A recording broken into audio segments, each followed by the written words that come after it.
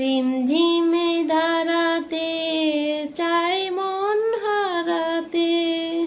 Hello বন্ধুরা, তোমরা সবাই কেমন আছো? আশা করি ভালো আছো, আমিও ভালো আছি। আজকে সকাল থেকে যা বৃষ্টি শুরু হয়েছে, তবে খিচুড়ি খাবো না তা কি করে হয়, তার জন্য আমি একটু ঝটপট ডালিয়া খিচুড়িটা বানিয়ে নিলাম। দেখো আমি কিভাবে খিচুড়িটা বানাই, তোমরা সবাই পারো ঠিক আছে, তবু আমি একটু বানাচ্ছি, কিভাবে বানাই দেখবে। এদিকে প্রেসার কুকারে ডালিয়াটা সিদ্ধ করতে বসিয়ে দিলাম। তারপরে হচ্ছে হলুদ, মরিচ আর জিরে ধনিয়া একটু চিনি রেডি করে নিলাম। খিচুড়ি খাবো, নারকেল থাকবো না তা কি করে হয়। নারকেলটাও ফাটিয়ে নিয়েছি, অনেক সুন্দর হয়েছে ভিতরটা। দিয়ে কাটাকুটি রেডি আমার। সবজিটা হলুদ নুন দিয়ে ভেজে নিচ্ছি। তারপরে হচ্ছে বাদাম ভাজা হয়ে গেছে, নারকেল ভাজা হয়ে গেছে, মরিচও ভাজা হয়ে গেছে। পাঁচফোড়ন সম্বার দিয়ে মশলাটা ঢেলে দিয়ে সিদ্ধ করে ডালিয়াটা দিয়ে দেবো। এই ডালিয়াটার ভিতরে কিন্তু তোমরা কেউ ঠান্ডা জল দেবে না, আমি কিন্তু গরম জলে দিচ্ছি। দেখো গরম জল দিচ্ছি।